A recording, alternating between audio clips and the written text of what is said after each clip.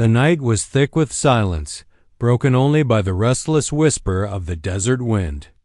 A pale moon spilled its light across the plains, silvering the world and casting long, watchful shadows. For most, it was a time of rest. But for her, it was the only chance. She clutched a small bundle to her chest, just enough bread to last a day, a flask half filled with water, and the shawl her mother once embroidered, the only piece of her past she dared to carry. Her heart pounded louder than her footsteps as she slipped through the back door of the cabin. Every creak of the wooden boards threatened to betray her. Every gust of wind seemed like it might stir her husband awake. Behind her, in that house, was a man she once thought would protect her. Instead, he had become her jailer, her tormentor. His fists spoke more often than his words. His rage was quick and his cruelty steady. For months, she had endured the bruises, the insults, the cold eyes that looked at her as if she were nothing but property. But tonight, something inside her broke free. Tonight, she refused to be caged any longer. She ran. Her thin shoes kicked up dust as she crossed the open ground, her legs trembling with fear and determination alike. Each step pulled her farther from the place she had suffered and closer to an unknown that both terrified and thrilled her.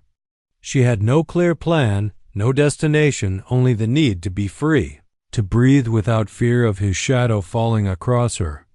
The desert stretched endlessly before her, a harsh and merciless expanse. But she preferred the fangs of rattlesnakes and the hunger of wolves over the cruelty of the man she fled. The cold night air bit at her skin, yet it carried with it the taste of freedom. She pressed forward, whispering a prayer into the darkness. Hours passed. The moon sank lower and her body grew heavier. Her lips were parched, her legs weak, yet she did not stop. Behind her, she imagined his voice echoing across the plains, promising punishment. He would wake soon. He would find the bed empty. And when he did, his rage would set the land ablaze. She knew him well enough to understand he would not let her go easily. He would send his men, trackers who could read the earth like a book, who could follow even the faintest mark of her passing.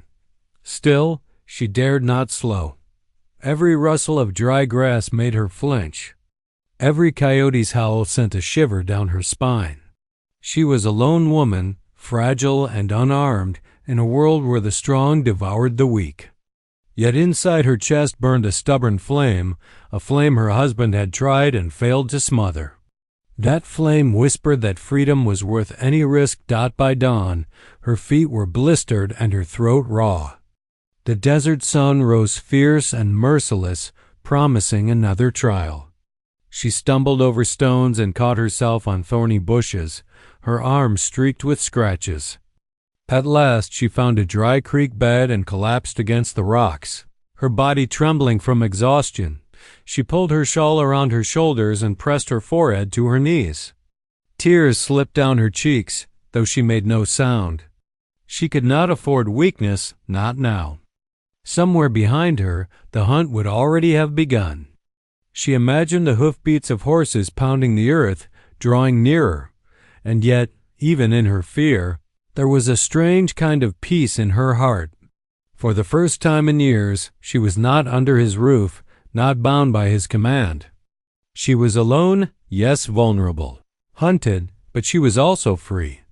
What she did not yet know was that the wilderness was not as empty as it seemed. Unseen eyes watched her from the shadows, sharp and cautious. A figure moved silently in the distance, blending with the desert itself. A warrior whose life was built on danger and survival had seen her stumble into his world. He did not yet know her name, but her fate was already entwined with his. And so, her escape born of desperation was about to set into motion a story that neither cruelty nor fear could ever cage again. The desert had a way of stripping a person bare, of testing every weakness until only strength remained or death claimed the rest. As the woman stumbled through the harsh land, she quickly learned this truth. By mid-morning, the sun glared down like a merciless overseer.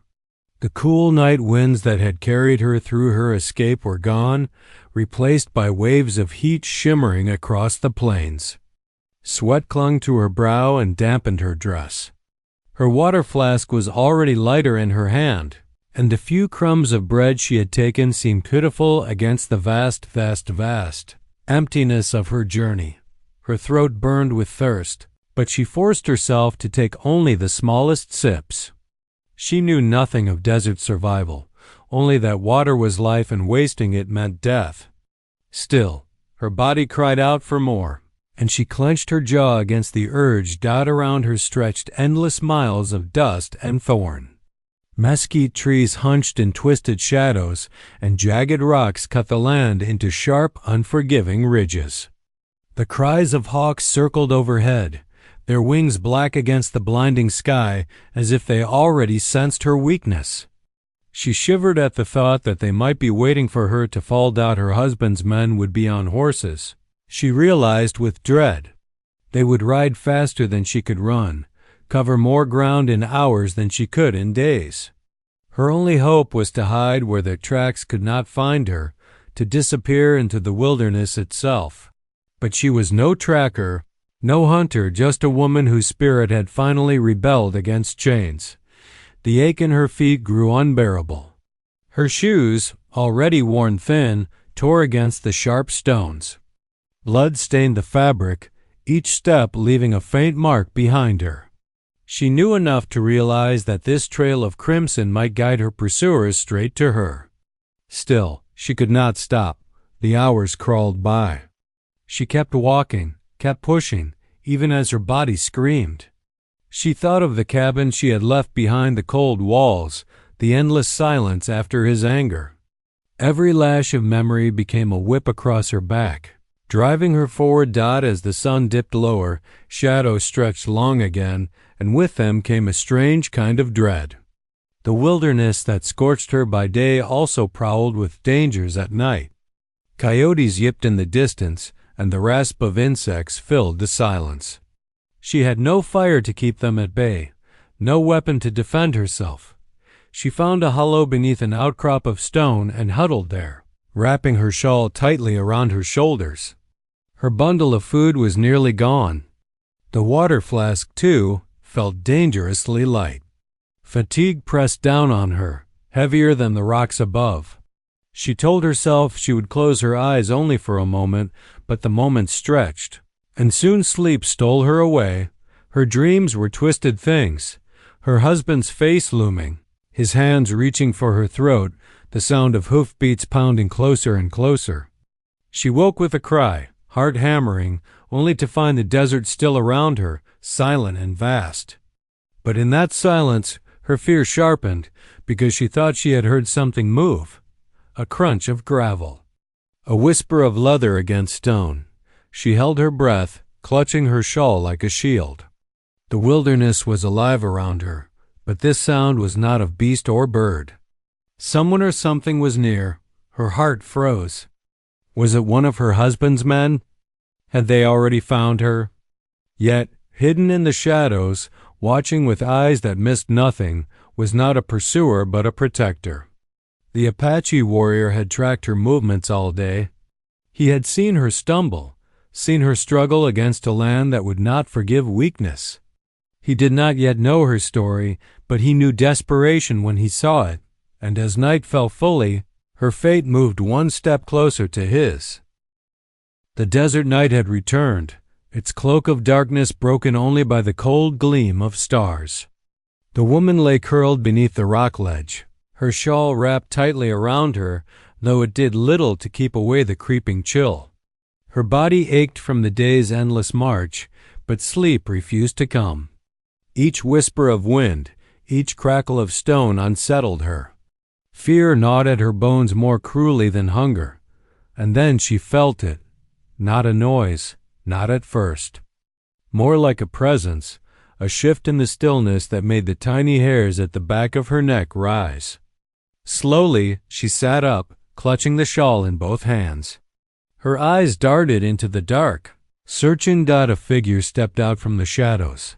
For a heartbeat, her lungs refused to work. A tall man, his skin bronze beneath the starlight, his black hair falling loose past his shoulders, stood just beyond her reach. He wore buckskin garments that blended with the desert itself, and across his chest was slung a bow, its carved wood gleaming faintly. At his hip rested a knife, its handle worn smooth with use. He was not like the men from town. He was Apache. Her breath hitched in terror. Stories she had overheard around her husband's fire came rushing back, the settlers' fearful whispers of raiding parties, warriors who struck without warning. Yet as the warrior stood before her, silent and watchful, she saw none of the cruelty she had been taught to expect. His dark eyes, steady and unreadable, fixed on her with the intensity of a hawk watching prey. "Please." Her voice cracked, raw from thirst. I don't want trouble." The warrior tilted his head slightly, as though studying her words as much as her trembling form. He did not speak right away. Instead, he crouched, lowering himself to her level, moving with the quiet grace of one used to silence. His gaze flicked to her torn shoes, her bleeding feet, the way her hands clutched the shawl as though it were her last defense. "You run," he said at last, his English thick but clear. It was not a question, but a statement. Her lips trembled. She nodded. From who? The question struck deep. She swallowed hard, torn between fear and the need to unburden herself. "My husband," she whispered, the words tasting bitter. "Cruel. He will come for me." The Apache's eyes narrowed, his jaw tightening. He seemed to weigh her confession carefully. For a long moment he said nothing, and she wondered if he would turn and vanish back into the night, leaving her to her fate. But then a sharp sound cracked through the silence, a rattling hiss. Her body stiffened in terror.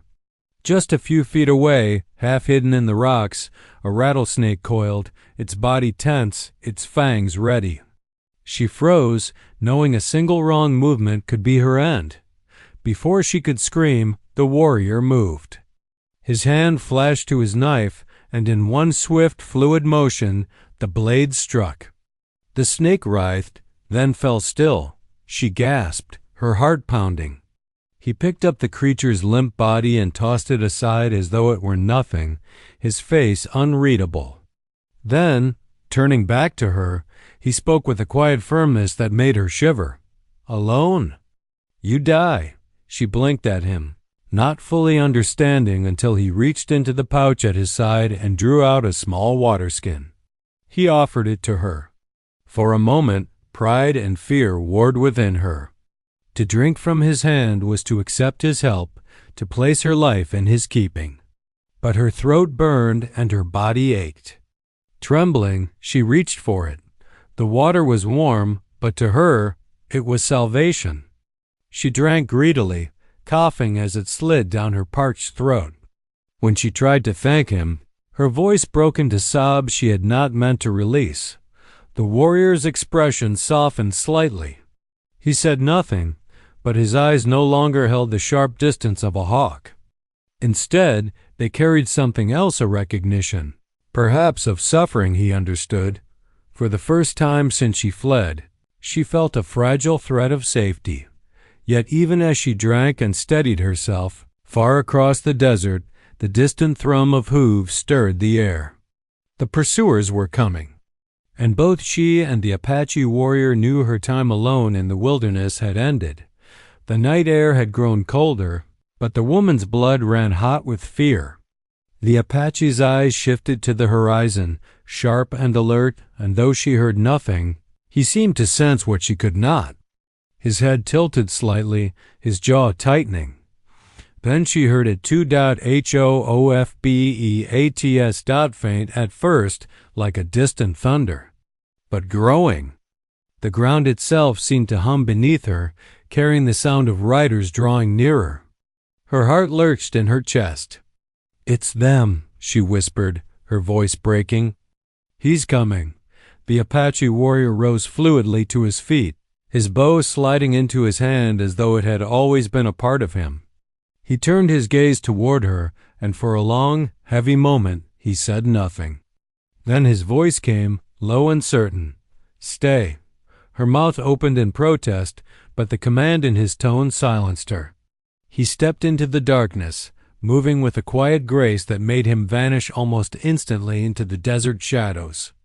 Left alone, she pressed herself against the stone ledge, trembling. The hoofbeats grew louder, the voices of men shouting faintly over the winds, her husband's men. They came into view soon after 3 riders, rough-looking men with rifles strapped to their backs. Their torches burned orange against the night, throwing light across the dry creek bed. She held her breath, her body stiff with terror, knowing that if they looked even slightly to their left, they would see her. "Tracks," one of the men called, pointing at the faint scuffs of her footsteps in the dirt. Her blood turned cold. The riders dismounted, crouching low to study the earth. Their laughter was cruel and eager. "She can't be far. Stupid woman thinks she can run out here and live?" She crawled back on her knees when we find her. Tears burned her eyes, but she forced them back. She would rather die here in the desert than ever crawl back. And then it happened. A sharp whistle split the air brief, bird-like. Before the men could react, an arrow hissed from the shadows and struck one torch, shattering it into sparks. The flame went out, plunging part of the creek bed into darkness. Confusion erupted among the riders. "Where the hell?" One shouted. Another arrow flew, this one whistling past a man's shoulder, grazing his coat. He cursed and stumbled back, fumbling for his rifle. The Apache emerged from the shadows like a spirit born of the desert itself. His movements were swift, controlled. He loosed another arrow, this one knocking a rifle clean from a man's hands. The weapon clattered to the rocks. Shouts filled the night as the men scrambled for cover. One fired blindly into the dark, the crack of the shot echoing. Sparks flared as a bullet struck stone mere feet from the woman's hiding place. She gasped, clamping her hands over her mouth to smother the sound. The Apache did not flinch. He moved with an uncanny calm, drawing and firing with deadly precision. Another arrow pinned a man's sleeve to the bark of a mesquite tree, trapping him in place. The warrior's knife flashed next, striking another's boot and forcing him to stumble. "Enough." One of them bellowed, panic rising in his voice. "He's Apache. We can't fight him in the dark." The men scrambled back onto their horses, hauling the pinned rider free in their rush. Within moments, the sound of hoofbeats thundered again. Retreating into the night. Silence returned to the desert. The woman sat frozen, her heart hammering, unable to believe what she had witnessed. Slowly, the Apache returned, his footsteps barely stirring the gravel.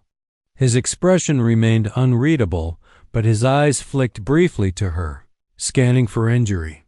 "You live," he said simply. She swallowed hard, still trembling. "Because of you." For a heartbeat, something flickered in his gaze, something softer than the steel she had first seen. He nodded once, then turned his face back to the horizon, where the riders had vanished into the night. "They come again," he warned. "More men, stronger. You cannot run alone." The truth of his words sank deep into her. She had fled one prison, only to find herself in a land that would swallow her alive if not for him. And though every instinct told her to fear, another voice within whispered that this warrior had chosen to protect her when he could have let her fall. For the first time, she let the thought take root. Maybe freedom did not mean facing the wilderness alone. Maybe freedom had come in the form of the man standing guard over her in the shadows. The desert seemed quieter after the clash, but the woman knew it was the silence of a storm not yet spent. She sat close to the rocks, shawl clutched around her shoulders, while the Apache warrior kept watch. His face was carved with stillness, yet his eyes never rested. They searched the horizon, the ridges, the faint trails in the dirt, she whispered, voice thin with fear. "They'll come back, won't they?" The Apache did not look at her. He only nodded once. Yes, others too. Your husband will not stop. The words struck like cold iron. She had known. Of course, her husband was not the sort of man to surrender what he believed was his. He would send more than 3 riders.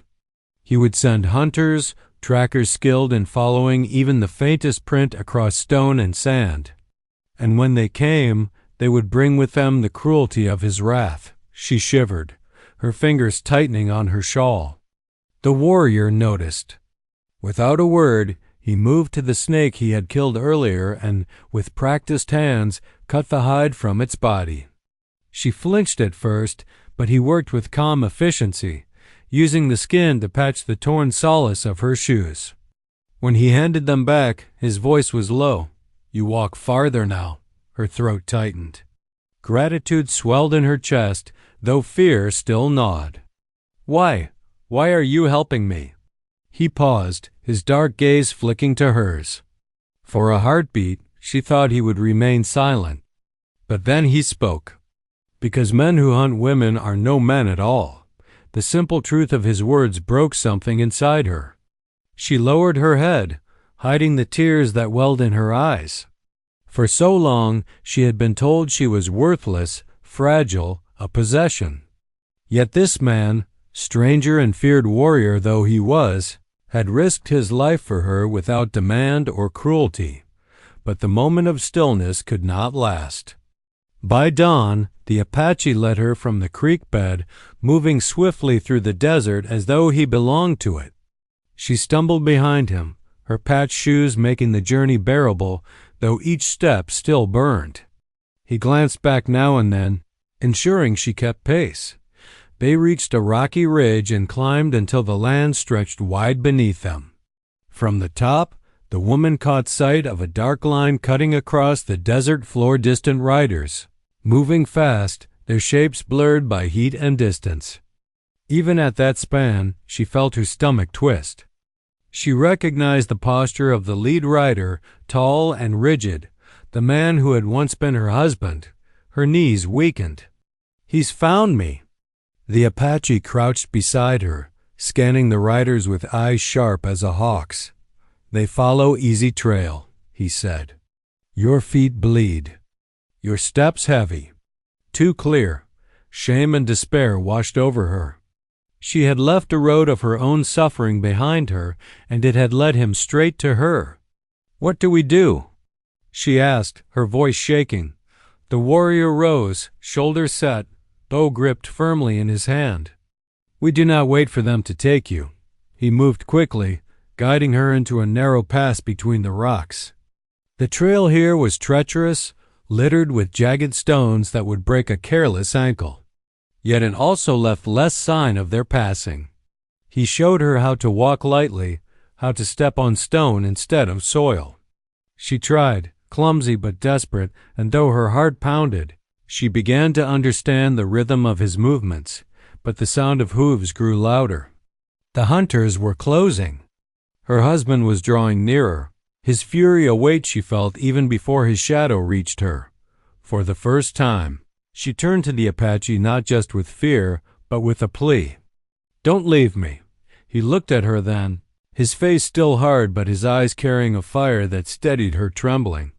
I will not, he said, and in that vow, spoken simply yet with iron certainty, she felt a fragile spark of hope small, but burning against the darkness of pursuit. The warrior led her deeper into the land, away from the open ridges where riders might easily spot them.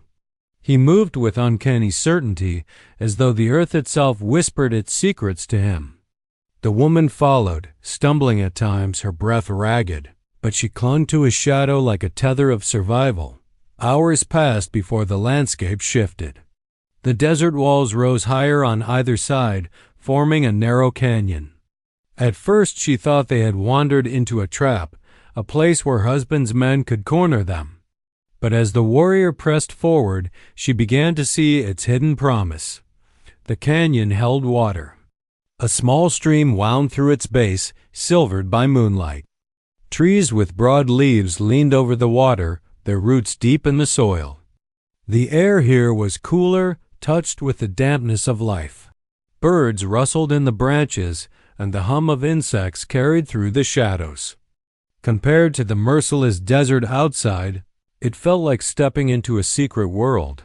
The woman sank to her knees by the stream, cupping the water in trembling hands. She drank greedily, letting it wash the dust from her throat, splashing her face until the sting of heat faded. Tears mingled with the droplets on her cheeks, though she tried to hide them. The Apache watched her quietly. He did not interfere, but when she finally leaned back, exhausted but relieved, he handed her a handful of berries he had gathered. Their tart sweetness filled her mouth, and for the first time since her escape, she tasted something more than fear and dust. "Rest," he said simply, pointing to a flat space sheltered by an overhang of stone. She hesitated, nerves still raw, but obeyed. He knelt nearby, kindling a small fire so skillfully that the sparks flared without smoke to betray their hiding place. As she lay there, wrapped in her shawl, she studied him from the corner of her eye. He sat still, his posture straight, his bow within reach, gaze fixed on the mouth of the canyon. He did not look at her often, yet she felt a strange sense of safety under his watch. It was a safety she had not felt in years, not in her husband's house, not even in her childhood home where harsh voices had ruled.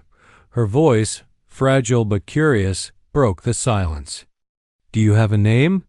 He glanced at her, then turned his eyes back to the shadows. "Taza," he said at last. She repeated it softly, letting the syllables rest on her tongue. Taza. In return, he asked nothing of her, not her name, not her past. It struck her how different he was from the man she had fled. Her husband demanded everything: obedience, silence, fear. This warrior demanded nothing. He gave only what was needed: water, food, protection, and left her dignity intact. The canyon became their refuge over the next day. Taza showed her how to move quietly, how to mask their tracks by brushing the earth with branches, how to step where stone would leave no trace. He pointed out plants that could be eaten and those that would burn her tongue with poison. Though her hands fumbled and her feet faltered, he did not scold. His patience was not warm, not gentle, but it was steady, and it built in her a strength she had never known she possessed. By evening, when the shadows grew long again, she caught herself laughing soft, surprised when she spilled half a handful of berries into the stream. The sound startled her as much as it seemed to startle him. For years she had forgotten what laughter felt like, how it lifted the chest and loosened the heart. Taza turned his gaze toward her, and though his face remained calm, his eyes carried something unspoken. She looked away quickly, her cheeks flushed, but as she settled again beneath the stone overhang, listening to the quiet rush of the stream, she realized something had shifted. For the first time, her world was not defined by fear alone. There was still danger. Her husband's men would not rest until they found her, but here, in this hidden canyon, there was also something she had not dared to imagine: a beginning. The quiet of the canyon was shattered before dawn, a violent reminder that the desert never truly forgives. From far across the ridge, the faint sound of hoofbeats thundered, a rhythmic pounding that sent shivers through the woman's body. She had sensed it before even the Apache did, her instincts honed by months of fear and vigilance. Taza, the warrior, rose instantly, his bow already in hand. His eyes scanned the canyon's mouth, calculating, predicting, reading every shadow and slope. "They come," he said simply, his voice low but commanding. There was no panic in it, only the sharp edge of readiness. The woman pressed herself against the rocks, heart pounding. Her husband's men had come in greater numbers than before, their voices carrying across the canyon as they shouted his name and threatened retribution. She could see them now, mounted and armed, the early light glinting off rifles and knives. Their horses kicked up clouds of dust as they drew closer, and the desert air grew tense, heavy with the scent of imminent violence. Taza did not move carelessly. He drew an arrow and fitted it to his bowstring, knocking it with precision that spoke of countless battles. His eyes flicked to her, assessing. "Stay low," he commanded. "Move only when I signal." The first clash erupted swiftly. One of the pursuers dismounted and advanced into the canyon, his rifle leveled, scanning the rocks. The warrior loosed an arrow that embedded itself in a boulder just inches from the man's head, startling him and forcing him to duck behind cover. Another arrow followed, knocking a rifle from the hands of a second pursuer before he could raise it. The woman's pulse raced. She had never seen such skill, such deadly calm. Every move of Taza's was precise, efficient, and terrifying. He did not hesitate, and yet he did not waste energy. Each shot, each motion, was calculated to protect her, to drive the men back without unnecessary risk. But the men were relentless. They moved in groups, attempting to flank the canyon, shouting orders and curses. Taza shifted, drawing another arrow, and then disappeared behind a boulder with the silent grace of a shadow. From his new vantage, he released another arrow that struck the lead rider's horse, causing it to rear and stumble, throwing its rider to the ground. The chaos spread quickly. Horses bolted, men shouted, and dust clouded the canyon floor, giving Taza cover to move again. Amid the clash, the woman tried to move as instructed, her feet faltering over jagged rocks. One man spotted her, raising his rifle just as Taza's arrow struck the weapon from his hands, sending it skidding across the stone. She fell to her knees, trembling, but Taza was already at her side, crouching low. His hand guiding her to safer cover. Time seemed to stretch. Arrows hissed, rocks shifted under boots, and the roar of desperation filled the canyon. The pursuers were skilled, but Taza was more skilled. Every attempt they made to reach her was met with precision and unyielding force. Slowly, panic spread among them. One by one, the men faltered, their confidence crumbling against the unrelenting defense of the warrior. Finally, the remaining riders retreated, dragging their wounded comrades behind them. Dust rose into the morning air, and the canyon fell silent once more, the echoes of the battle lingering like ghosts. The woman sank to the ground, shaking, her body trembling with exhaustion and relief. She looked at Taza, whose face remained unreadable, though his dark eyes flicked briefly toward her. "You are safe," he said simply. For the first time, she dared to believe it. Though the danger had not fully passed, though her husband's wrath still loomed beyond the canyon walls, she realized that she had a protector, someone who would risk everything for her. And in that realization, a fragile courage began to bloom inside her, a courage that would carry her through the trials yet to come. The calm after the battle was deceptive. The canyon lay still, sun rising pale and weak over jagged rocks, but Taza knew that danger was far from over. The men who had fled would return with more, perhaps even with reinforcements from the town. Every second of hesitation could cost them dearly. The woman sat nearby, brushing dust from her shawl, watching him move through the canyon with the precision of a predator. Taza checked his weapons, retrieved arrows, and scanned the horizon, his body taut and ready. She wanted to help, to do something, but she had no skill with weapons, no knowledge of the land beyond what he had begun teaching her. Fear gnawed at her, but she did not speak. Then it happened.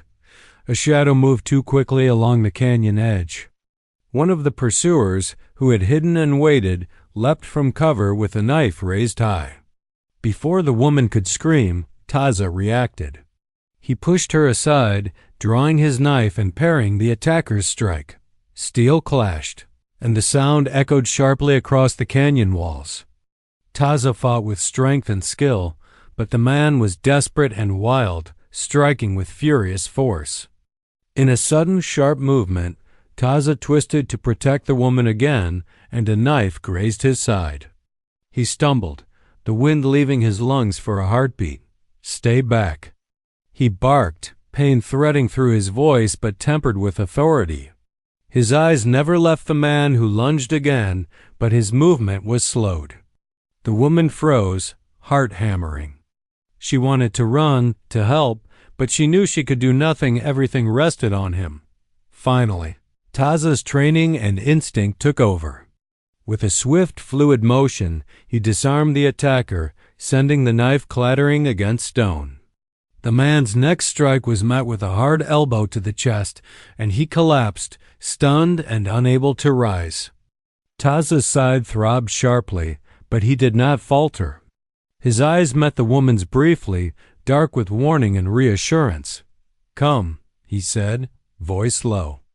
Quickly now, he helped her move deeper into the canyon, hiding her behind a natural stone alcove while he tended to his wound.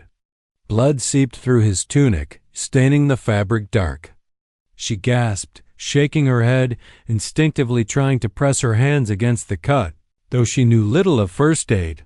"You're hurt," she whispered, fear breaking through for the first time. Taza looked at her, jaw set, eyes softening only slightly. "A scratch," he said, though the blood on his tunic suggested otherwise. "Keep your fear. It will make you heavier if you carry it." Still, he allowed her to press water to his wound, guiding her hands with calm patience. She worked quickly, fumbling yet determined, realizing for the first time how deeply she cared for him. The man who had saved her life, who had risked everything for her, was now vulnerable, and she felt an unfamiliar surge of protectiveness and gratitude.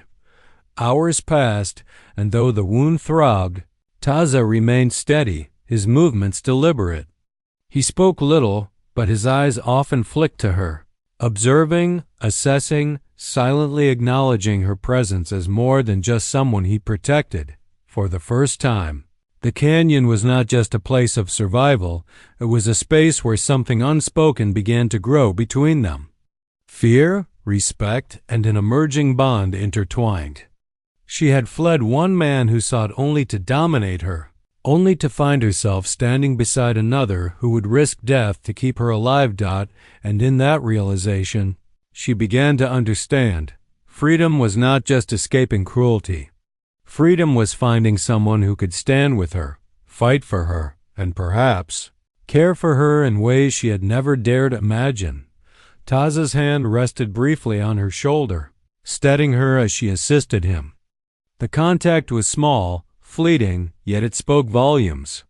Trust was forming in the canyon, forged in fire, blood, and shared danger. The battle was not over. Her husband's pursuit would continue. But for now, in this hidden place, they were together, two lives intertwined by circumstance, courage, and the fragile beginnings of something neither could yet name. The canyon lay quiet, the morning sun spilling gold across the rocks, but the woman's mind was anything but still. She sat beside Taza, who tended to the fire and inspected the small stretch of land they now called temporary refuge. The wound on his side had slowed him, but his eyes remained vigilant, scanning the horizon for the faintest sign of danger. She watched him, heart heavy with conflicting emotions. Fear still clung to her, the memory of her husband's cruelty etched deep into her bones.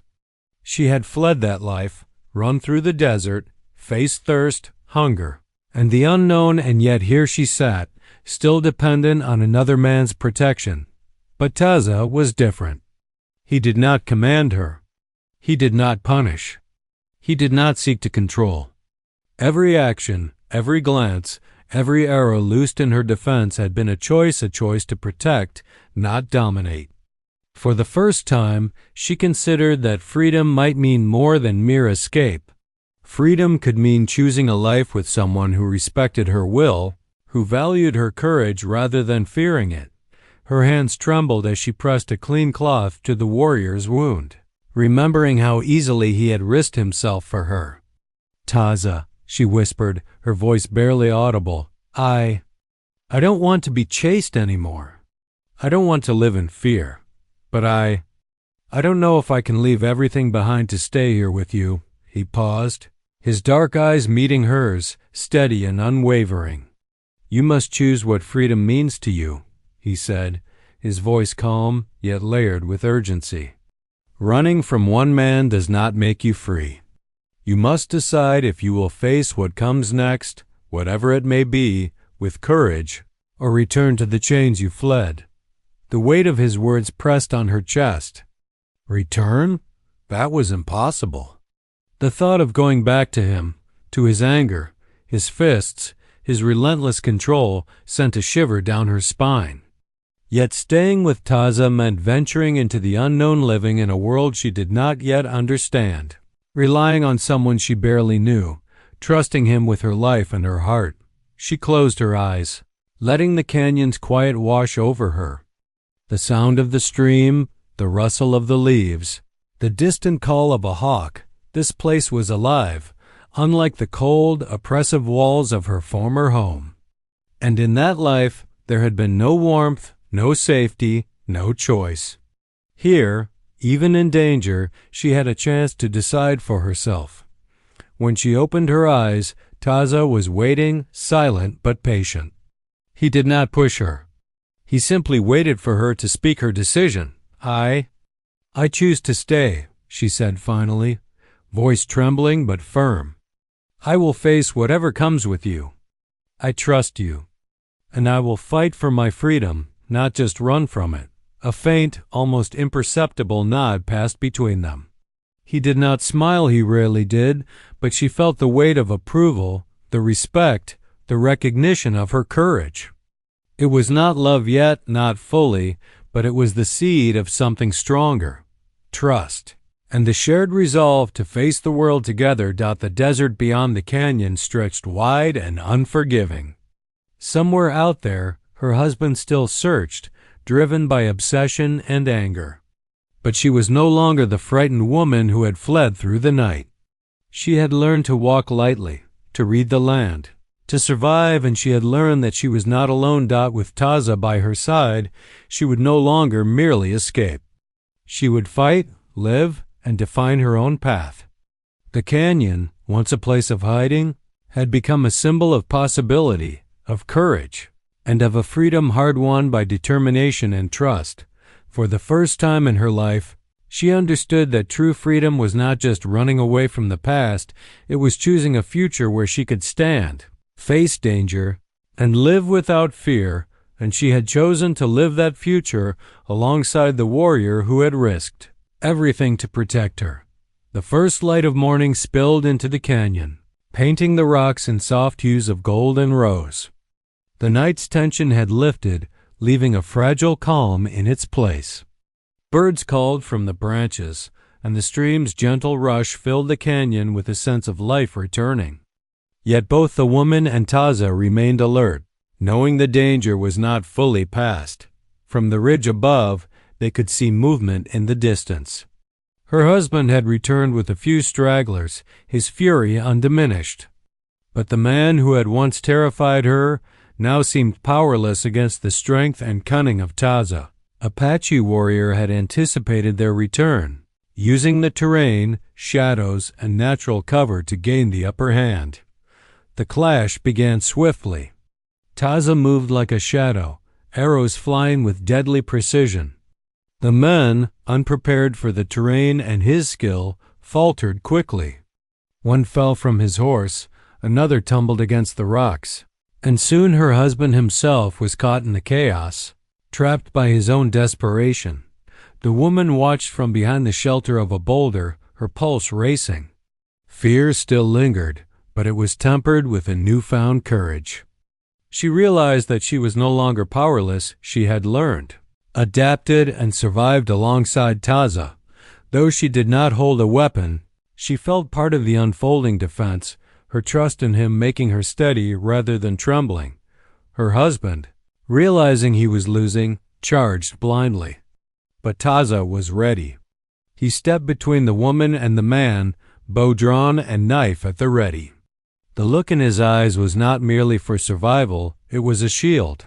It promised that no harm would reach her.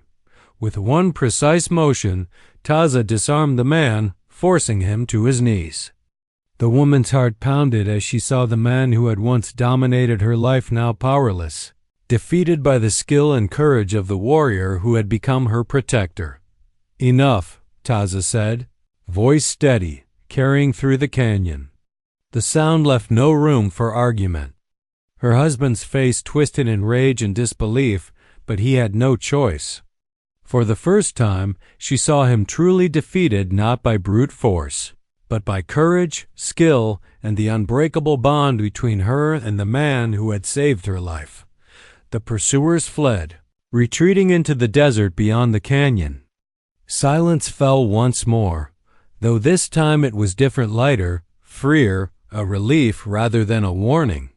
The woman stood slowly, brushing dust from her clothes, her chest rising and falling with a mixture of exhaustion and triumph. She looked at Taza, who finally allowed a small, rare exhale of relief to escape.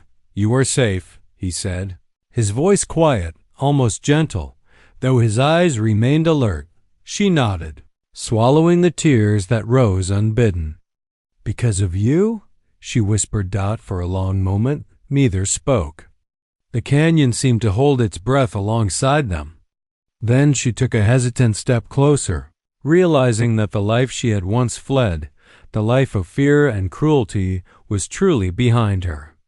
The future stretched wide before her, uncharted but full of possibility. Taza did not offer words of comfort, but his presence was enough. It was a promise of protection, of partnership, of shared courage. She no longer needed to run alone. Together they walked toward the canyon's edge, toward the first light of a day she would always remember. Each step carried the weight of what had been lost and the hope of what was to come. She had faced danger, fear, and violence and survived. She had chosen freedom, and she had found it not in solitude, but alongside someone who would risk everything for her. As the sun rose fully over the horizon, it painted their path in golden light.